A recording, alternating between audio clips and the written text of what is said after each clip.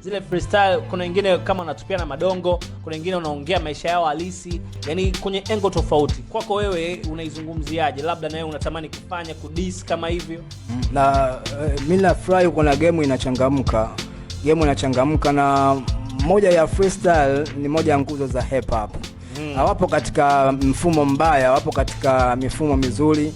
Isiwe tu ile hard feeling kusema kwamba watu mpaka wanachinjana, wanapigana nini, unajua. Freestyle ni moja ya nguzo za hip hop. Yeah. Battle pia katika misingi ya hip hop pia ipo. Unanifahamu? Kwa hivyo vitu ni vya kawaida tu. Yaani katika hip hop ule utamaduni ni wa kawaida sana. Mmesema MC kwamba ni mtu ambaye yuko real. Anaelimisha. So ni time yako kuelimisha hapa. Tuongee ile kuhusu ya Bilnas leo. Ngoma yake hii freestyle mpya aloachia. Haikukaa poa. So poa.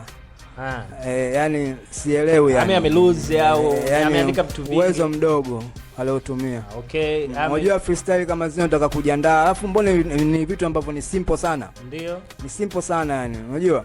Kwa ikiwa kama wewe umetulia kama ambavyo unavyoandika ngoma zako nyingine, basi tulia pia katika freestyle, kwa sababu kwa sasa hivi kuna watu wana freestyle mzee. Yani soma siala mzee baba.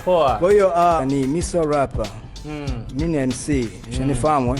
Kwa hiyo MC kazi yake ni kuelimisha jamii. Jana usamini kupata salamu zangu, maisha mapenzi. Nimepitia mengi na kuelimisha kwa tenzi, stanza kachi kipenzi kama maneno mingi. Nenda kafanya tarabu, na kama huna cha msingi subiri ufike babu. Umepanga chumba kimoja, mbwa wa nini? Natanga kimoja. Bwana wewe umepanga chumba kimoja. Mbwa wa nini?